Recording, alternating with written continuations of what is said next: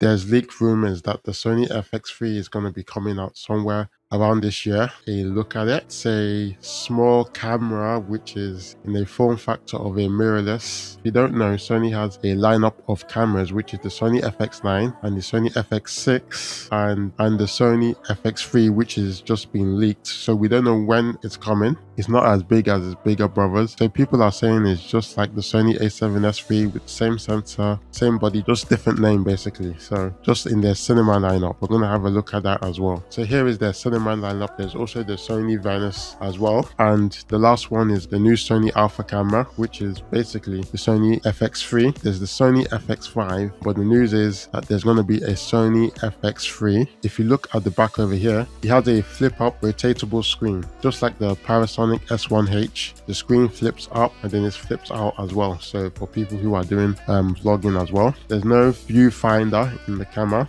There is a hot shoe, so you can attach the electronic XLR adapter on top of it that Sony has. There's more buttons on the camera. You get a record button at the top, and I think you get a record button at the front. I think there is a these are a 3/8 or quarter 20. Again, you've got like menu buttons over there and different modes. And the great thing about this camera is that this camera is designed for video, so it's not a photography camera. It's designed for video specific.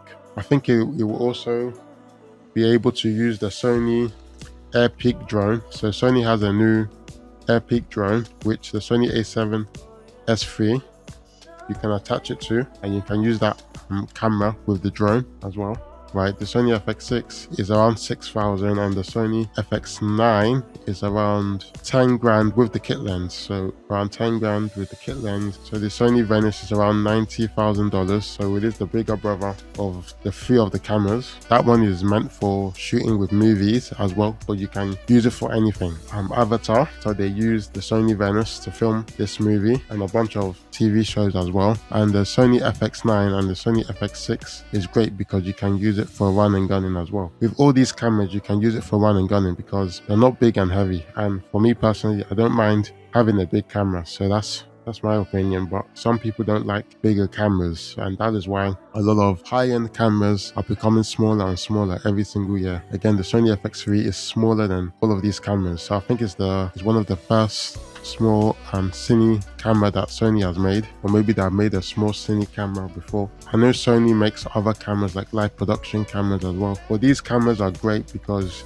you can use it to shoot like a documentary and movies, of course, and the Sony FX6 and the Sony FX9, but you could also use it for live production because they have more buttons on these two cameras. The Sony Venice is towards cinema, so if you're shooting a movie, but again, you can shoot anything with the Sony Venice. It's not like if you have like a cinema camera, it's specifically for movies. You can use it to shoot YouTube videos, whatever you want.